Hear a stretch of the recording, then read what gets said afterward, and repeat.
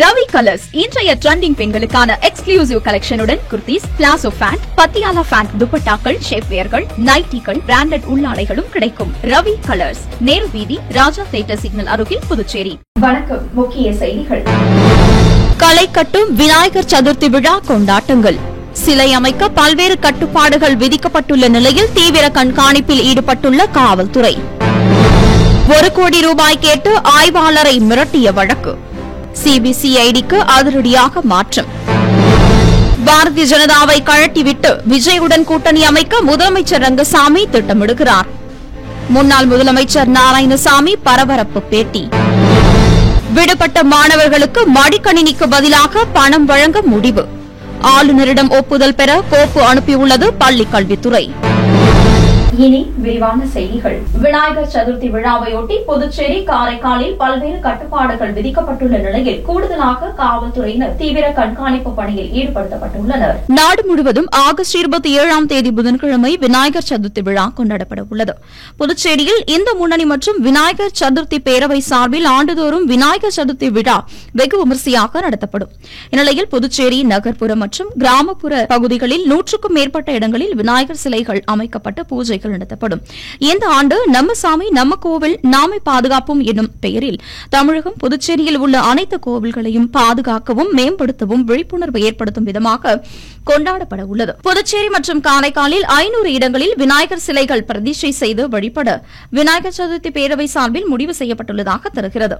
இதனால் 3 அடி முதல் அதிகபட்சமாக 21 அடி உயரம் வரை சிலைகள் அமைக்கப்பட உள்ளது. விநாயகர் சிலைகள் அமைக்க அரசு பல்வேறு கட்டுப்பாடுகள் விதித்துள்ள நிலையில் மாசு கட்டுப்பாட்டு வாரியம் சார்பில் சுற்றுச்சூழலுக்கு பாதிப்பு இல்லாத விநாயகர் சிலைகளை மட்டுமே பிரதிஷ்டை செய்ய வேண்டும் என்றும் அறிவுறுத்தப்பட்டுள்ளது.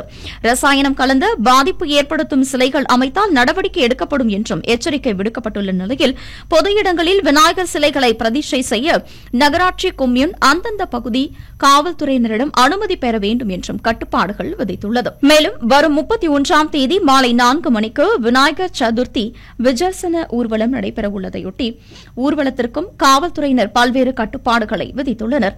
பொதுமக்களுக்கு இடையூறு விளைவிக்காத வகையில் விநாயகர் சதுர்த்தி ஊர்வலத்தை நடத்த வேண்டும் என்று முதுநிலை காவல்துறை கண்காணிப்பாளர் கலைவாணன் இந்து முன்னணி நிர்வாகிகள், விநாயகர் சதுர்த்தி பேரவை நிர்வாகிகளுக்கு அறிவுறுத்தியுள்ளார். மேலும் விநாயகர் சிலைகள் பிரதிஷ்டை செய்யப்படும் இடங்களில் காவல்துறையினர் கூடுதல் கண்காணிப்பில் ஈடுபட உத்தரவிடப்பட்டுள்ளது. விஜர்சன ஊர்வலத்தில் அசம்பாவித சம்பவங்கள் நடைபெறாமல் இருக்க காவல்துறையினர் முன்னெச்சரிக்கை நடவடிக்கைகளை மேற்கொண்டுள்ளனர். ஊர்வலத்தின் போது பலத்த காவல்துறையினர் பாதுகாப்பு ஏற்பாடுகளும் செய்யப்பட்டு வருகிறது. 100க்கும் மேற்பட்ட காவல்துறையினர் விஜர்சன ஊர்வல பாதுகாப்பில் ஈடுபடுத்தப்பட உள்ளனர். காரைக்கால், காலாப்பட்டு, தவளக்குப்பம் பகுதிகளில் 29ஆம் தேதி விஜர்சனம் நடைபெறவுள்ளது குறிப்பிடத்தக்கது.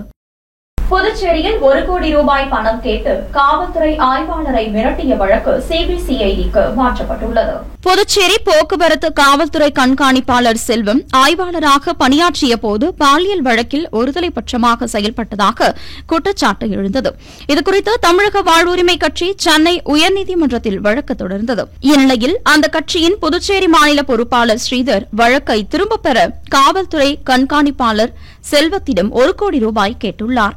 கடந்த 31ஆம் தேதி ஒதியஞ்சாலை காவல்துறை ஆய்வாளர் செந்தில்குமாரை தமிழக வாழ்வுரிமை கட்சியின் நிர்வாகி பாபு சந்தித்து காவல்துறை கண்காணிப்பாளர் செல்வத்திடம் 60 லட்சம் ரூபாய் பணம் பெற்றுத் தரும்படி கூறி மிரட்டியுள்ளார்.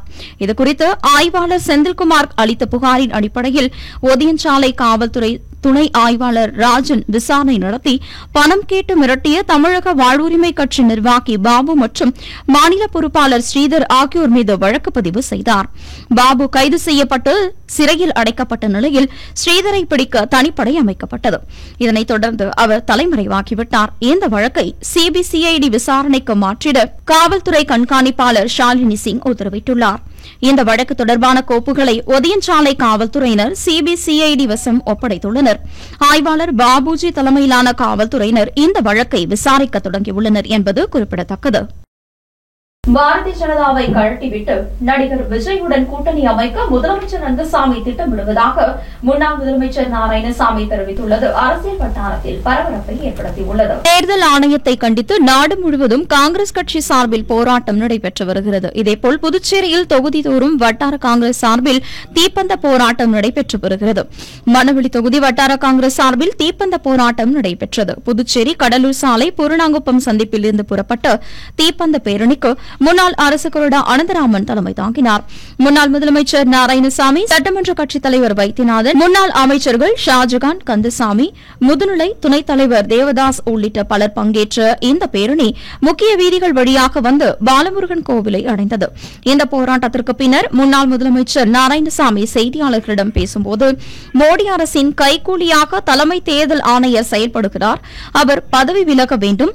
தேர்தல் அதிகாரிகள் தங்களது பதவியை ராஜினாமா செய்ய வேண்டும் என்று காட்டமாக தெரிவித்துள்ளார். மேலும் பாரதிய ஜனதா கட்சி கூட்டணியில் இருந்து கொண்டு முதலமைச்சர் ரங்கசாமி விஜயுடன் ரகசிய உறவு வைத்துள்ளார். ரங்கசாமி பிறந்த நாளுக்கு விஜய் வாழ்த்து தெரிவித்த போது அவர் சட்டசபை தேர்தலில் வெற்றி பெற ரங்கசாமி வாழ்த்துகிறார். இதன் மூலம் பாரதிய ஜனதாவை கழட்டிவிட்டு விஜயுடன் கூட்டணி அமைக்க முதலமைச்சர் ரங்கசாமி திட்டமிடுகிறார் என்று தெரிவித்துள்ளார். இதனை பாரதிய ஜனதா கட்சியும் பார்த்துக் கொண்டிருக்கிறது.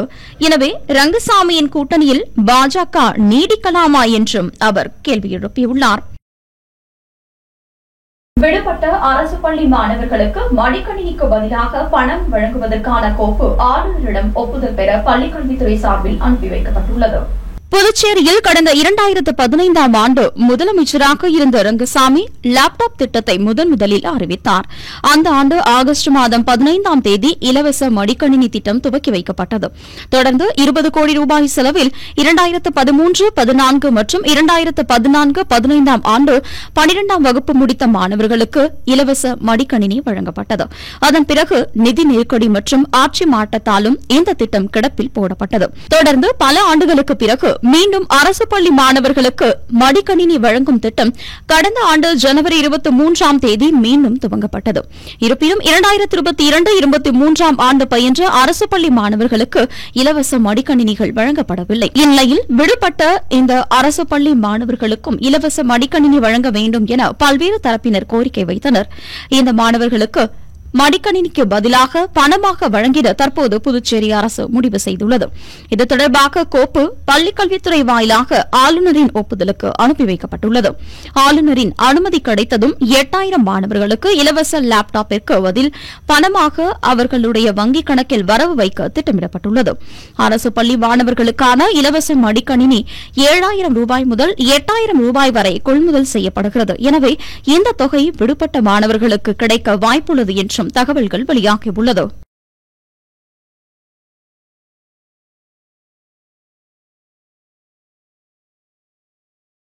விநாயகர் சதுர்த்தி விழாவை முன்னிட்டு முதலமைச்சர் ரங்கசாமி பொதுமக்களுக்கு தனது வாழ்த்துக்களை தெரிவித்துள்ளார். விநாயகர் சதுர்த்தி விழா ஆகஸ்ட் 27ஆம் தேதி அன்று கொண்டாடப்பட உள்ளதையொட்டி புதுச்சேரியில் வாழும் பொதுமக்களுக்கு முதலமைச்சர் ரங்கசாமி தனது வாழ்த்துக்களை தெரிவித்துள்ளார். முதலமைச்சர் வெளியிட்டுள்ள வாழ்த்து செய்தியில், நாடு முழுவதும் விநாயகரை போற்றி கொண்டாடி வழிபடும் விநாயகர் சதுர்த்தி பண்டிகை இந்து பண்டிகைகளில் முதன்மையான ஒன்றாக கருதப்படுகிறது என்றும், வேண்டுவோருக்கு வேண்டுவன அருளும் முழுமுதற் கடவுளாக விளங்கக்கூடிய விநாயக பெருமான் அவதரித்த இந்த திருநாள் அனைவரது வாழ்விலும் பொருள் வளம், மனவளம், உடல் வளம் மற்றும் அனைத்து நலன்களையும் கொண்டு வந்து சேர்க்கட்டும். அனைவரது உள்ளமும் இல்லமும் விநாயக பெருமானின் பரிபூர்ண அருளாசியால் நிரம்பட்டும், வாழ்வு வளம் காணட்டும் என்று அனைவருக்கும் தனது விநாயகர் சதுர்த்தி நல்வாழ்த்துக்களை தெரிவித்துக் கொள்வதாக வாழ்த்துக்களை தெரிவித்துள்ளார். புதுச்சேரியில் துணை தாசில்தார் பணிக்கு தேர்வு நடைபெற உள்ளதால் அரசு மற்றும் தனியார் பள்ளிகளுக்கு 30ஆம் தேதி விடுமுறை அறிவிக்கப்பட்டுள்ளது. புதுச்சேரி பள்ளிக் கல்வித்துறை இணை இயக்குநர் சிவகாமி வெளியிட்டுள்ள செய்திக்குறிப்பில், புதுச்சேரி மாநிலத்தில் துணை தாசில்தார் பணிக்கான போட்டித் தேர்வு வருகிற 31ஆம் தேதி அரசு மற்றும் தனியார் பள்ளிகளில் நடைபெற உள்ளது. இதனையொட்டி தேர்வுக்கான முன்னேற்பாடுகள் செய்வதற்காக வரும் 30ஆம் தேதி அன்று அரசு மற்றும் தனியார் பள்ளிகளுக்கு விடுமுறை அளிக்கப்படுகிறது என்று தெரிவிக்கப்பட்டுள்ளது. மேலும் இந்த விடுமுறையை ஈடு செய்ய நவம்பர் மாதம் 29ஆம் தேதி வேலை நாளாக அறிவிக்கப்பட்டுள்ளது. அன்றைய தினம் புதன்கிழமை பாடத்திட்டம் கடைபிடிக்கப்படும் என்றும் அறிவிக்கப்பட்டுள்ளது. 1ஆம் வகுப்பு முதல் +2 வரையிலான மாணவர்களுக்கு வரும் ஆகஸ்ட் 30ஆம் தேதி சனிக்கிழமை நடைபெறவிருந்த 2ஆம் பருவத் தேர்வு ஒரு நாளுக்கு முன்னதாக 29ஆம் தேதி மதியம் 1:30 மணி முதல் பிற்பகல் 3 மணி வரை நடைபெறும் என்றும் அந்த செய்திக்குறிப்பில் தெரிவிக்கப்பட்டுள்ளது. குறிப்பிடத்தக்கது. புதுச்சேரியில் மாணவர் கூட்டமைப்பு சார்பில் அரசு வேலைவாய்ப்புகளில் வயது தளர்வு வழங்க வேண்டும் என வலியுறுத்தி கண்டன ஆர்ப்பாட்டம் நடைபெற்றது. புதுச்சேரியில் அரசு வேலைவாய்ப்புகளில் வயது தளர்வு அளிக்க வலியுறுத்தி மாணவர் கூட்டமைப்பு சார்பில் கண்டன ஆர்ப்பாட்டம் சட்டப்பேரவை அருகே நடைபெற்றது. மாணவர் கூட்டமைப்பு நிறுவனர் சாமிநாதன் தலைமையில் நடைபெற்ற ஆர்ப்பாட்டத்தில் மக்கள் உரிமை கூட்டமைப்பு சுகுமாரன், தமிழர் களம் அழகர், தமிழ் மீனவர் விடுதலை வேங்கைகள் மங்கையர் செல்வன் உட்பட பல்வேறு பொதுநல அமைப்புகளைச் சேர்ந்த நிர்வாகிகள் முன்னிலை வகித்தனர். இதில் சிறப்பு அழைப்பாளராக சுயேட்சை சட்டமன்ற உறுப்பினர் நேரு கலந்து கொண்டு கோரிக்கைகளை வலியுறுத்தி கண்டன உரையாற்றினார். இந்த ஆர்ப்பாட்டத்தில் 100க்கும் மேற்பட்ட பொதுநல அமைப்புகளைச் சேர்ந்த நிர்வாகிகள், பாதிக்கப்பட்ட இளைஞர்கள் கலந்து கொண்டு மத்திய மாநில அரசுகளை கண்டித்து கண்டன கோஷங்களை எழுப்பினர். குடிநீருடன் கழிவுநீர் கலந்து வருவதால் பொதுப்பணித்துறை தலைமை பொறியாளரை முற்றுகையிட்டு பொதுமக்கள் போராட்டத்தில் ஈடுபட்ட சம்பவம் பரபரப்பை ஏற்படுத்தியுள்ளது.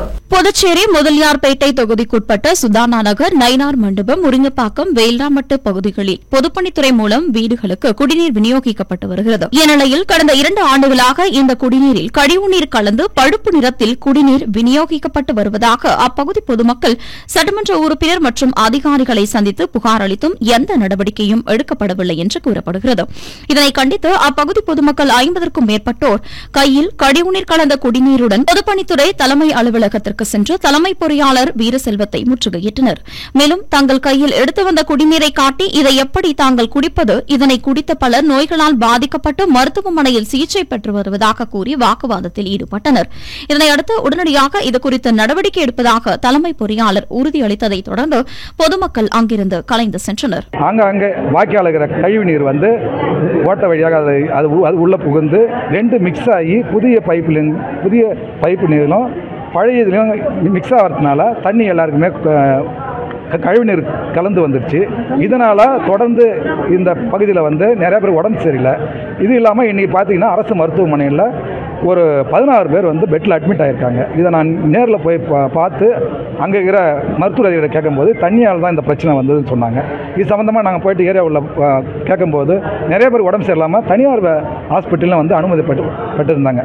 அதுக்கப்புறம் தான் நாங்கள் என்ன பண்ணோம், சம்மந்தப்பட்ட அதிகாரிகளை அணுகும்போது பொறுப்பேற்ற பதிலை சொன்னதை கருத்தில் கொண்டு இன்றைக்கி ஊர் மக்கள்லாம் ஒன்று சேர்ந்து பொதுப்பணித்துறையில் தலைமை அதிகாரி வந்து சந்தித்தோம். அங்கே வந்து தண்ணி வரத்தையும் நாங்கள் வந்து சாம்பிளுக்கு எடுத்துன்னு வந்தோம். அதை வந்து அதிகாரிகிட்ட சொன்னோம். அவர் வந்து அந்த டிபார்ட்மெண்ட் சம்மந்தப்பட்ட அதிகாரிகளை கூப்பிட்டு விசாரித்தார். அப்போ நாங்கள் எங்களுடைய பிரச்சனை எல்லாத்தையும் சொன்ன உடனே அவங்க விரைவில் தீர்வு எடுப்போம், பழைய லைனை உடனடியாக அகற்றுவோம் அப்படின்னு சொல்லிட்டு உறுதி அளிச்சிருக்காங்க. மறைந்த நடிகர் விஜயகாந்தின் பிறந்த நாளையொட்டி வழுதாவூர் பகுதியில் அவரது ரசிகர்கள் சார்பில் அன்னதானம் வழங்கப்பட்டது. புரட்சி கலைஞர் என்றும் கேப்டன் என்றும் அழைக்கப்படும் நடிகர் விஜயகாந்தின் பிறந்த நாள் அவரது ரசிகர்கள் மற்றும் தேசிய முற்போக்கு திராவிட கழகம் சார்பில் பல்வேறு இடங்களில் கொண்டாடப்பட்டது. இதன் தொடர்ச்சியாக விழுப்புரம் மாவட்டம் கண்டமங்கலம் வடக்கு ஒன்றியம் வழுதாவூர் கலிங்கமலை கிளை கழகம் சார்பாக புரட்சி கலைஞர் கேப்டன் விஜயகாந்தின் 73ஆம் ஆண்டு பிறந்த நாள் கொண்டாடப்பட்டது. கண்டமங்கலம் ஒன்றிய செயலாளர் முருகன், ஒன்றிய மாணவரணி செயலாளர் சண்முகசுந்தரம் மற்றும் ஹரிராமன் ஆகியோர் ஏற்பாட்டில் நடைபெற்ற விழாவில் மாவட்ட செயலாளரும் முன்னாள் சட்டமன்ற உறுப்பினருமான வெங்கடேசன் சிறப்பு அழைப்பாளராக கலந்து கொண்டார். தொடர்ந்து அலங்கரித்து வைக்கப்பட்டிருந்த நடிகர் விஜயகாந்தின் திருவுருவப் படத்திற்கு மலர் தூவி மரியாதை செலுத்தப்பட்டது. பொதுமக்களுக்கு இனிப்புகள் வழங்கப்பட்டது. மேலும் 300க்கும் மேற்பட்டோருக்கு அன்னதானம் வழங்கப்பட்டது. இந்நிகழ்ச்சியில் கிளை செயலாளர் செல்வம், விஷ்ணு, பழனி, அருணாச்சலம் ஆகியோர் முன்னிலை வகித்தனர். மேலும் ஒன்றிய நிர்வாகிகள் இளையராஜா, ரகு, ஆதி, உமாபதி மற்றும் கிளைக்கழக செயல் வீரர்கள், கலிங்கமலை கிளைக்கழக நிர்வாகிகள் மற்றும் மகளிர் அணியினர் கலந்து கொண்டனர். புதுச்சேரியில் ஒரே நாளில் இணையவழி மோசடி கும்பலிடம் சிக்கி 4 பேர் தங்களது பணத்தை இழந்துள்ள சம்பவம் குறித்து விசாரணை மேற்கொள்ளப்பட்டு வருகிறது. புதுச்சேரி ரெட்டியார்பாளையத்தை சேர்ந்த பெண் ஒருவரை தொடர்பு கொண்ட மர்ம நபர் பகுதி நேர வேலையாக வீட்டில் இருந்தபடியே ஆன்லைன் வர்த்தகத்தில் முதலீடு செய்து சம்பாதிக்கலாம் என ஆசை வார்த்தை கூறியுள்ளார். இதனை நம்பிய அந்த பெண்ணும் 49,000 ரூபாய் முதலீடு செய்து ஏமாந்துள்ளார். இதேபோல் வேல்ராமட்டை சேர்ந்த நபருக்கு வாட்ஸ்அப் மூலம் ஆர்டிஓ இ சலான் செயலி வந்துள்ளது. அதை தனது மொபைலில் பதிவிறக்கம் செய்து வங்கி விவரங்களை பதிவு செய்துள்ளார். அதன் பின்னர் சிறிது நேரத்தில் அவரது வங்கிக் கணக்கில் இருந்து 34,999 ரூபாய் எடுக்கப்பட்டுள்ளது. இதனை அறிந்த அதிர்ச்சியடைந்த அவர் இதுகுறித்து சைபர் கிரைம் காவல் நிலையத்தில் புகார் அளித்துள்ளார். இதேபோல் கொம்பாக்கத்தை சேர்ந்த ஆண் நபர் 21,500 ரூபாயும், உப்பளத்தை சேர்ந்த பெண் ஒருவர் 25,825 என 4 பேர் 1,31,324 ரூபாயை இழந்துள்ளனர். இதுகுறித்து புகாரின் அடிப்படையில் சைபர் கிரைம் காவல்துறையினர் வழக்கு பதிவு செய்து விசாரணை மேற்கொண்டு வருகின்றனர். மேலும் பொதுமக்கள் எச்சரிக்கையோடு இருக்க வேண்டும் என்றும் அறிவுரை வழங்கியுள்ளனர். சிறுமிக்கு பாலியல் தொல்லை கொடுத்து ஓய்வு பெற்ற அரசு அதிகாரிக்கு 5 ஆண்டு சிறை தண்டனை விதிக்கப்பட்டுள்ளது. புதுச்சேரி மேட்டுப்பாளையத்தை சேர்ந்தவர் நாகமுத்து. 87 வயதான இவர் ஓய்வு பெற்ற பொதுப்பணித்துறை உதவி பொறியாளர். இவர் கடந்த 2014ஆம் ஆண்டு மே மாதம் 12 வயது சிறுமிக்கு பாலியல் தொல்லை கொடுத்துள்ளார். இதுகுறித்து சிறுமியின் தாயார் அளித்த புகாரின் அடிப்படையில் நாகமுத்துவை கைது செய்த மேட்டுப்பாளையம் காவல்துறையினர் அவர் மீது போக்சோ விரைவு நீதிமன்றத்தில் வழக்கு தொடர்ந்தனர்.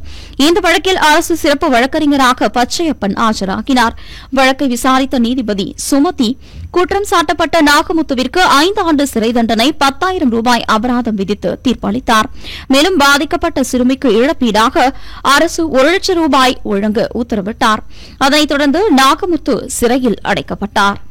இனி வருவது புதுவையில் இன்றைய தங்கம் மற்றும் வெள்ளி விலை நிலவரம். இன்றைய தங்கம் வெள்ளி விலை விவரம். புதுவையில் இன்றைய தங்கம் வெள்ளி விலை விவரம் வழங்குபவர்கள் முத்து கோல்ட் ஹவுஸ், பாண்டிச்சேரி. தங்கம் 1 கிராம் 9,355 ரூபாய். இன்றைய தங்கம் வெள்ளி விலை விவரம். வெள்ளி 10 கிராம் 1,270 ரூபாய். இத்துடன் ஏஎம்என் செய்திகள் நிறைவடைந்தன. வணக்கம். உங்கள் ஏஎம்என் டிவி செய்திகளை யூடியூபில் உடனுக்குடன் காண ஏஎம்என் டிவி பாண்டிச்சேரி சேனலை சப்ஸ்கிரைப் செய்யுங்கள். பெல் பட்டனை மறக்காமல் கிளிக் செய்யுங்கள்.